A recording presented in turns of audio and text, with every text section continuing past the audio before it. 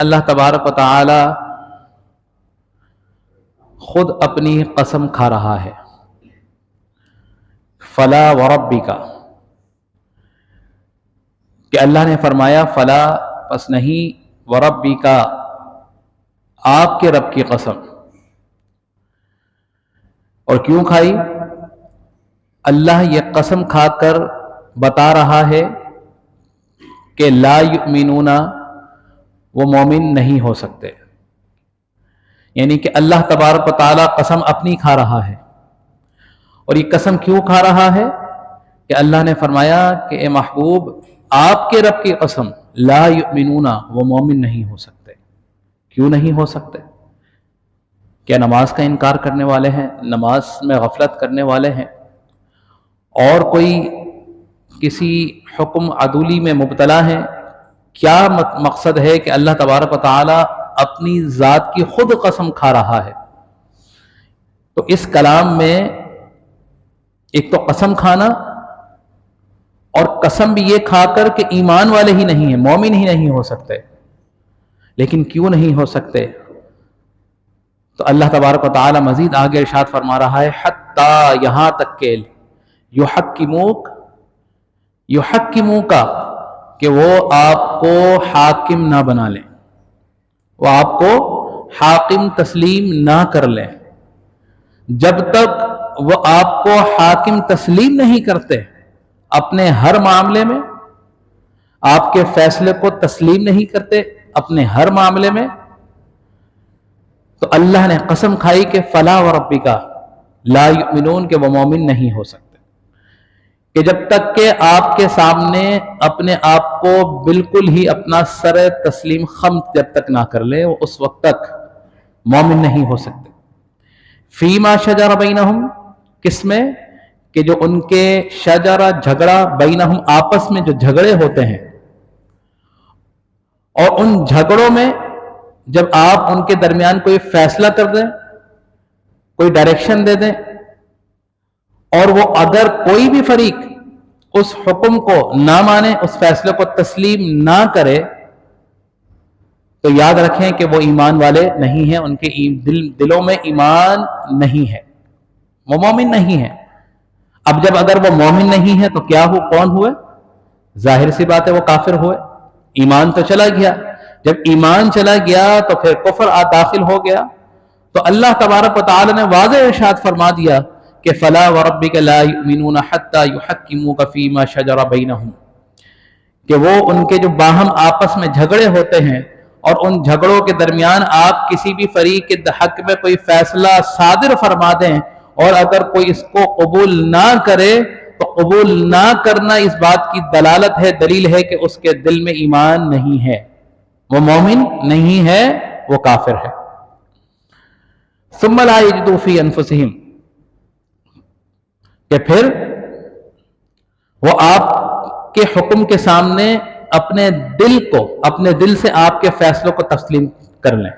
ثم لا یجدوا، کہ جب تک نہ تسلیم کر لیں، فی انفسہم، اپنے دلوں سے، اپنی جانوں سے، یہ کہتے ہیں نا دل اور جان سے ماننا، تو دل اور جان سے جب تک نہ مان لیں، حرجن فیما قضیت ویسلموا تسلیما، اور ان کے دلوں میں اس فیصلے کو ماننے میں کسی قسم کی کوئی رکاوٹ، کوئی آڑ نہ ہو، اور وہ خل خندہ پیشانی کے ساتھ آپ کے فیصلوں کو تسلیم نہ کر لیں، اس وقت تک وہ مومن نہیں ہو سکتے۔ اب یہاں پر اللہ تبارک و تعالی نے کہ ثم لا یجدوا فی انفسہم، کہ یہ جو الفاظ بیان فرما دیے، اب بعض اوقات ایسا ہوتا ہے کہ آپ ظاہری طور پر اگر کوئی آپ کے سامنے کوئی فیصلہ کرے تو اس کو تسلیم کر لیتے ہیں، کیوں کہ سامنے والا ہو سکتا ہے طاقتور ہو، اگر آپ نہ مانیں تو آپ کو نقصان بھی ہو سکتا ہے، آپ کا بہت طریقوں سے آپ جو ہے انڈر پریشر آ سکتے ہیں۔ تو لہذا یہاں پر اللہ تبارک و تعالی نے ایک اور پیمانہ بتا دیا کہ ثم لا یجدوا فی انفسہم، کہ ایسا نہیں ہے کہ ظاہری طور پر اللہ کے رسول کے فیصلوں کو تسلیم کرو، نہیں، یہاں تک کہ اپنے دل اور جان سے اللہ کے رسول کے فیصلوں کو تسلیم کرنا ہوگا۔ اگر دل کے اندر ذرا سی بھی کوئی کوئی آپ کے دل کے اندر کسی بھی قسم کا کوئی رخنا آ گیا، کوئی ذرا سا بھی شک آ گیا، تو معلوم یہ ہوا کہ آپ نے اللہ کے رسول کے فیصلوں کو دل سے تسلیم نہیں کیا۔ تو اب کسوٹی کیا ہوئی کہ اللہ کے رسول کو حاکم تسلیم کرنا ہے، حاکم تسلیم کر کے اللہ کے رسول کے ہر فیصلے کو ماننا ہے، اور ایسا نہیں کہ سامنے ظاہری طور پر فیصلے کو مان لیا اور دل سے اس کو تسلیم نہیں کیا۔ اس سے پچھلی آیت میں بات ہوئی تھی نا کہ وہ لوگ جو اللہ کے رسول پر ایمان تو لاتے تھے، لیکن ظاہری طور پر ایمان لاتے تھے، لیکن دل میں ان کے نفاق تھا، تو باہر جا کے وہ مذاق اڑاتے تھے کہ دیکھو محمد صلی اللہ تعالی علیہ وسلم تو یہ کہتے ہیں کہ مجھے ہر چیز کے بارے میں اللہ نے علم دیا ہے، لیکن ہمارے ایمان کے بارے میں نہیں جانتے کہ ہم تو مومن نہیں ہیں، ہم تو ان کے دشمن ہیں، لیکن چونکہ ظاہری طور پر ہم نے ایمان کا لبادہ پہنا ہوا ہے اور مومنوں کو ہم بیوقوف بنا رہے ہیں، تو یہ تو نہیں جانتے، اور یہ دعویٰ کرتے ہیں کہ میں ہر چیز کو جانتا ہوں۔ تو اس سے پچھلی آیت میں فرما دیا نا۔ تو وہاں بھی اللہ تبارک و تعالی نے حضور علیہ الصلوۃ والسلام کا حکم فرمایا کہ اے محبوب، ہم آپ کو بتاتے ہیں کہ کون کون منافق ہے، لیکن یہ حکمت ہے آپ ان سے اچھی بات، حکمت کی بات کرتے رہیں۔ کیوں کہ ان میں سے بہت سے لوگ ایسے ہوں گے جو اپنا نفاق کو ترک کریں گے، اور نفاق کو ترک کر کے یہ دوبارہ مومن بن جائیں گے، یا صحیح معنی میں مسلمان اور مومن بن جائیں گے، اور ایسا ہی ہوا۔ تو وہ لوگ جو اللہ کے رسول کے علم پر سوال اٹھاتے ہیں، یہ کہتے ہیں کہ اللہ کے رسول کے علم کے پاس علم غیب نہیں تھا، یہاں تو اللہ تبارک و تعالیٰ خود فرما رہا ہے کہ آپ ان سے حکمت کی باتیں کہیے۔ کیوں کہ آپ جب ان سے حکمت کی باتیں کہیں گے تو یہ کسی ایک ایسا موڑ آئے گا، کوئی ایسا وقت آئے گا کہ جب ان کے دل میں ایمان کی جو ہے وہ جاگے گی اور وہ ایمان کامل طور پر مومن بن جائیں گے۔ تو اللہ نے اپنے رسول کو یہ حکم فرمایا کہ یہ حکمتاً ابھی ان کے عیبوں کو ان کے سامنے ظاہر نہ کرے۔ اور اس کے بعد والی آیت میں کہ جب منافق، کیونکہ دل میں نفاق تھا، یہودی کے ساتھ مسئلہ ہوا، حضور علیہ الصلوۃ والسلام کی بارگاہ میں جب وہ حاضر ہوا، یہودی لے کر منافق کو حاضر ہوا، ظاہری طور پر مسلمان اپنے آپ کو ظاہر کرتا تھا، دل میں نفاق تھا، جھگڑا آپس میں ہوا یہودی کے درمیان، یہودی کہتا ہے کہ میں آپ کے نبی کے پاس اپنا فیصلہ لے کر جاؤں گا، منافق کہتا ہے نہیں، میں ایسا کرتے ہیں کہ ہم چلتے ہیں یہودی عالم کے پاس، اس سے فیصلہ کرواتے ہیں۔ یہودی بڑا تعجب کرتا ہے کہ میں تو اس کو یہ آفر کر رہا ہوں کہ اپنے نبی کے پاس جا کے فیصلہ کرواؤ، لیکن یہ مجھ سے کہتا ہے کہ یہودی کے پاس جا کے فیصلہ کرواؤ۔ لہٰذا جب تکرار ہوتی ہے تو پھر اس کو اپنے منافق کو فیصلہ تسلیم کرنا پڑتا ہے، اور حضور علیہ الصلوۃ والسلام کی بارگاہ میں جب آتا ہے اور حضور علیہ الصلوۃ والسلام دونوں طرف کے جب معاملات کو، ان کی باتوں کو سنتے ہیں تو یہودی کے حق میں فیصلہ صادر فرما دیتے ہیں۔ لیکن کیوں کہ یہ وقتاً فوقتاً منافقین کا نفاق اللہ نے ظاہر فرمانا تھا، یہ حکمت تھی۔ ایک وہ وقت بھی تھا کہ جب اس نے اللہ کے رسول کے حکم کو نہ مانا، نہ ماننے کے بعد جب حضرت عمر فاروق رضی اللہ تعالیٰ عنہ کی بارگاہ میں جب وہ گیا فیصلے کو لے کر، یہودی نے کہا کہ حضور اس کا فیصلہ فرما چکے ہیں، آپ کس طرح فیصلہ کر سکتے ہو؟ تو حضرت عمر فاروق رضی اللہ تعالیٰ عنہ فرماتے ہیں کہ ہاں، اس کا فیصلہ میں نے ہی کرنا ہے، یہ صحیح وقت صحیح جگہ پر پہنچا ہے، اس کا فیصلہ میں نے ہی کرنا ہے۔ اور حضرت عمر فاروق رضی اللہ تعالیٰ عنہ کی تلوار اس کا فیصلہ کرتی ہے اور اس منافق کا سر تن سے جدا کر دیتی ہے۔ شور مچتا ہے کہ مسلمان کو مار دیا گیا، لیکن حکمت تھی، اللہ نے وقتاً فوقتاً ان کے نفاق کو ظاہر کرنا تھا۔ پھر آیت نازل ہوتی ہے کہ نہیں نہیں، یہ مسلمان نہیں تھا، یہ منافق تھا، یہ ظاہری طور پر اسلام کا لبادہ پہنا ہوا تھا، اوڑھا ہوا تھا، لیکن یہ مسلمان نہیں، یہ منافق ہے، یہ منافق ہے۔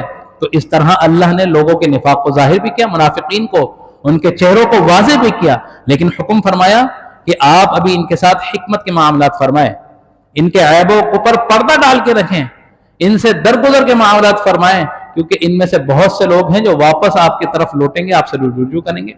اب آئیے یہاں پر فلا وربک لا یؤمنون کہ آپ کے رب کی قسم ہے وہ اس وقت تک مومن نہیں ہو سکتے جب تک آپ کے ہر فیصلے کو تسلیم نہ کر لیں، آپ کو حاکم نہ مان لیں۔ اب اس آیت کریمہ کو اگر آپ پڑھیں تو اس میں بہت سے پوائنٹ آپ کے سامنے آئیں گے تو ایک تو کہ اللہ نے اپنے رسول کی، اپنے محبوب کی شان بیان کی کہ آپ نے اپنے رب ہونے کی قسم اپنے نبی کی طرف صلی اللہ تعالی وسلم کی منسوب فرمائی. تو یہ حضور علیہ الصلوۃ والسلام کی شان ہے کہ فلا وربک لا یؤمنون حتی یحکموک، کہ آپ کی حاکمیت کو جب تک تسلیم نہیں کر سکتے، میں رب ہو کر یہ قسم کھاتا ہوں کہ یہ مومن نہیں ہو سکتے. آپ کی حاکمیت کو تسلیم کرنا ہے، آپ کے حکم کو ماننا ہے. اب یہ اس کے پس منظر میں بھی ایک واقعہ ہے. حضرت زبیر رضی اللہ تعالی عنہ، اب جیسے آپ دیکھتے ہیں کہ بہت سے گاؤں دیہاتوں میں جو لوگ کاشتکاری کرتے ہیں، کیونکہ پانی نہری ہوتا ہے، تو بعض اوقات ایسا ہوتا ہے کہ جن کی زمین نہر کے قریب ہوتی ہے، نالا جہاں سے گزر رہا ہوتا ہے، تو ان کے پاس پہلے پانی آ جاتا ہے، اس کے بعد اسی طرح ترتیب کے بعد پانی آتا ہے. تو حضرت زبیر رضی اللہ تعالیٰ عنہ، مدینہ کے لوگ کیا کرتے تھے کہ پہاڑوں سے جو پانی، چشمے کے جو برف پگھلنے کے دوران جو پانی پہاڑوں سے نیچے اترتا تھا، تو اس پانی سے اپنی زمین کو سیراب کرتے تھے. تو آپس میں جھگڑا ہو جاتا ہے حضرت زبیر رضی اللہ تعالیٰ عنہ اور ایک انصاری کا، کہ انصاری کہتا ہے کہ پہلے میں اپنی زمین پر پانی لگاؤں گا. یہ معاملہ حضور علیہ الصلوۃ والسلام کے دربار میں جاتا ہے. آج بھی لڑائی ہوتی ہے کہ بہت سے لوگ پانی کاٹ دیتے ہیں، پانی آیا پانی کاٹ دیا، پانی پر لڑائی ہوتی ہے، یہاں تک کہ جانیں چلی جاتی ہیں، خون خرابہ ہو جاتا ہے زمینوں پہ پانی لگانے کے مسئلے پر. تو یہ مسئلہ اس وقت بھی تھا. کیا تھا کہ انصاری یہ چاہتا تھا کہ پہلے میں اپنی زمین کو سیراب کروں. حضرت زبیر رضی اللہ تعالیٰ عنہ پہلے اپنی زمین کو سیراب کرتے تھے. جھگڑا ہوتا ہے حضور علیہ الصلوۃ والسلام کی بارگاہ میں، یہ فیصلہ کے لیے یہ معاملہ جاتا ہے، تو حضور علیہ الصلوۃ والسلام حضرت زبیر رضی اللہ تعالیٰ عنہ کے حق میں فیصلہ دے دیتے ہیں. تو جو انصاری ہوتا ہے، وہ انصار، اس کے زبان سے ایک بات نکلتی ہے کہ یا رسول اللہ صلی اللہ تعالی علیہ وسلم، حضرت زبیر رضی اللہ تعالیٰ عنہ جو ہیں آپ کے پھوپھی ذات ہیں، آپ کے رشتہ دار ہیں، اس لیے آپ نے رشتہ داری کی وجہ سے ان کے حق میں فیصلہ دے دیا ہے. تو حضور علیہ الصلوۃ والسلام فرماتے ہیں کہ زبیر اپنی زمین پر پانی لگاؤ، اس نے میرے فیصلے کو تسلیم نہیں کیا، اب پانی لگانے کے بعد پانی روک دینا. تو یہ آیت کریمہ اس وقت نازل ہوتی ہے. حضور علیہ الصلوۃ والسلام نے حضرت زبیر رضی اللہ تعالیٰ عنہ کو ان کے حق میں فیصلہ کیوں دیا؟ کہ دیکھیں، لاجیکلی بات ہے کہ پہاڑ سے جب پانی اتر رہا ہے تو بالکل اترنے کے ساتھ جس کی زمین ہوگی اس کے پاس پہلے پانی آئے گا. قدرتی طور پر پانی آ رہا ہے، اب گھما کے تو پانی آئے گا نہیں. اللہ تبارک و تعالیٰ جس طرح پانی کی جو ہے قانون ہے، نیچے اترتا ہے، تو جس کی زمین پر پہلے پانی آئے گا وہ پہلے پانی لگائے گا. اسی وجہ سے اللہ کے رسول نے یہ فیصلہ فرمایا کہ زبیر تم پانی لگاؤ اپنی زمین پہ، اور پانی لگانے کے بعد اپنے انصاری بھائی کو پانی دے دینا تاکہ وہ اپنی زمین پر لگائے. لیکن وہ اس فیصلے کو تسلیم نہیں کرتا اور یہ تہمت لگا دیتا ہے کہ آپ کے کیونکہ پھوپھی ذات بھائی لگتے ہیں، تو لہٰذا آپ نے اپنی رشتہ داری کے چکر میں ان کے حق میں فیصلہ دے دیا. اللہ تبارک و تعالی حکم نازل فرما دیتا ہے کہ فلا وربک لا یؤمنون حتی یحکموک فیما شجر بینہم، کہ اے محبوب آپ کا رب قسم کھاتا ہے کہ اس وقت تک مومن نہیں ہو سکتے، فیما شجر بینہم ثم لا یجدوا فی انفسہم، کہ جب بھی ان کے آپس میں کوئی جھگڑا ہو جائے اور آپ کے درمیان آپ کو یہ حاکم تسلیم کریں، آپ کا فیصلہ مانے، اور خبردار صرف ظاہری طور پر تسلیم نہیں کرنا. ایسا نہیں کہ ہاں جی مان رہے ہیں لیکن دل سے کیوں، کہ ظاہری طور پر تسلیم کرنا اور دل سے انکار کرنا یہ کسی خصلت تھی؟ یہ کس کی عادت تھی؟ یہ منافقین کی عادت تھی. مومن اس طرح کا ہو ہی نہیں سکتا. مومن کا ظاہر بھی بالکل جو ہے کرسٹل ہونا چاہیے اور اس کا باطن بھی بالکل کرسٹل ہونا چاہیے، بالکل صاف اور پاک ہونا چاہیے. تو مومن کا دل بھی پاک ہونا چاہیے. تو لہٰذا اللہ تبارک و تعالیٰ نے حکم فرما دیا مومنین کے لیے کہ اللہ کے رسول کے فیصلوں کو تم نے ظاہری طور پر بھی تسلیم کرنا ہے، اور تم نے ان فیصلوں کو دل و جان سے بھی تسلیم کرنا ہے، کیونکہ دل و جان سے تسلیم نہیں کرنا یہ منافقین کی نشانی ہے. مومن منافق نہیں ہو سکتا. تو لہٰذا اللہ تبارک و تعالی نے واضح طور پر حکم فرما دیا. اب یہاں پر ایک تو اللہ نے قسم کھائی، حضور علیہ الصلوۃ والسلام کی شان کتنی بلند ہے، اور پھر یہاں پر ایک چیز اور ہے، اصل حاکم کون ہے؟ حاکمیت کس کی ہے؟ اللہ تبارک و تعالی کی. ان اللہ علی کل شیء قدیر، اللہ تبارک و تعالی ہر چیز پر قادر ہے. اللہ ہی حاکم ہے. لیکن یہاں پر اللہ یہ قسم کھا رہا ہے کہ محبوب اگر انہوں نے آپ کی حاکمیت تسلیم نہیں کری تو یہ مومن نہیں ہو سکتے. تو معلوم یہ ہوا کہ بعض صفات ایسی ہیں جو حضور علیہ الصلوۃ والسلام کے بارے میں تسلیم کرنے میں کوئی حرج نہیں ہے. ہاں شرک کی حقیقت آپ کے جو ہے ذہنوں میں ہونی چاہیے کہ وہ صفت جو اللہ کی ہے. بہت سی صفات ایسی ملیں گی کہ جو اللہ تبارک و تعالیٰ کی ہیں، لیکن اللہ تبارک و تعالیٰ نے قرآن پاک میں حضور علیہ الصلوۃ والسلام کے لیے جو ہے بیان فرما دی کہ آپ بھی، اب یہ جیسے مثال کے طور پر حاکم ہونا، رؤوف الرحیم کی مثال ہو گئی. اللہ تبارک و تعالیٰ خود بھی رؤوف الرحیم ہے، اللہ نے اپنے نبی کو کے لیے بھی فرما دیا. لیکن کانسیپٹ آپ کا کلیئر ہونا چاہیے کہ شرک ہے کیا.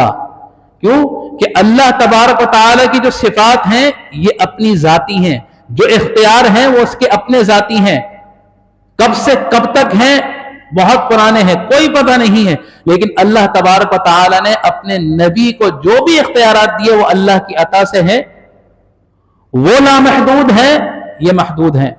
وہ لامتناہی ہیں، یہ متناہی ہیں، یعنی کہ ان کی کوئی انتہا نہیں ہے. لیکن حضور علیہ الصلوۃ والسلام کے اختیارات کی انتہا ہے. تو شرک کے معنی میں آپ کو کانسیپٹ کلیئر ہونا چاہیے. ہاں حقیقی جو شرک ہونے کی جو ڈیفینیشن ہے، اگر اس کو ذہن میں رکھ کے حضور علیہ الصلوۃ والسلام کی صفات کو اس طرح تسلیم کریں گے تو پھر جو ہے شرک کے آپ دائرے میں جا سکتے ہیں. لیکن اس لیے کہا جاتا ہے کہ شرک کو جانے کہ شرک ہے کیا، شرک کسے کہتے ہیں. شرک کے بارے میں جانتے نہیں ہیں. کوئی باہر سے کوئی بھی ہمارے ذہنوں میں ڈالتا ہے کہ یہ بھی شرک ہے، یہ بھی شرک ہے، یہ بھی صحیح نہیں ہے، یہ بھی صحیح نہیں ہے، اور ہم کم علمی کی وجہ سے بہت سی ایسی چیزوں سے بھی پیچھے ہٹ جاتے ہیں جن سے پیچھے ہمیں ہٹنا نہیں چاہیے. تو یہاں پر اللہ تبارک و تعالیٰ نے فرما دیا کہ آپ کو حاکم جب سے دل و جان سے تسلیم نہیں کرتے اس وقت تک مومن نہیں ہو سکتے. تو لہٰذا میں آپ سے پوچھتا ہوں کہ یہاں شرک ہوا؟ یہاں تو اللہ تبارک و تعالیٰ خود حکم فرما رہا ہے مومنوں کو کہ دل و جان سے اللہ کے رسول کے فیصلوں کو تسلیم کرنا ہے، حاکم تسلیم کرنا ہے. پھر وہی بات ہوئی کہ اللہ تبارک و تعالیٰ کی جو یہ صفات ہے یہ اس کی اپنی ہے. حضور علیہ الصلوۃ والسلام کی جو اختیارات ہیں، جو صفات ہیں، اللہ کی عطا سے ہیں. وہ لامتناہی ہیں، اللہ کی صفات قدیم ہیں. لیکن حضور علیہ الصلوۃ والسلام کو جتنے اختیارات اللہ نے دیے ہیں، اللہ نے جتنے دیے ہیں اللہ ہی بہتر جانتا ہے. انسان مومن مسلمان نہیں جان سکتا. تو لہٰذا اپنا کانسیپٹ کلیئر رکھیے، عقیدے کو پختگی سے پکڑیے، کیونکہ عقیدہ ہی آپ کی آخرت میں آپ کی قبولیت کی اور آپ کے جو آپ کو جزا اور سزا پر جو انحصار ہے یہ آپ کا عقیدہ ہے، جس نے آپ کو اس کا فیصلہ کرنا ہے کہ کون جزا پائے گا اور کون سزا پائے گا. تو لہٰذا اللہ تبارک و تعالیٰ سے دعا ہے کہ اللہ تبارک و تعالیٰ ہمیں صحیح معنوں میں قرآن کو جاننے کی، قرآن کو پڑھنے کی، قرآن کو سمجھنے کی توفیق عطا فرمائے، اور حضور علیہ الصلوۃ والسلام کی ذات پر پکی سچی محبت کرنے کی توفیق عطا فرمائے. آمین. وآخر دعوانا الحمد للہ رب العالمین.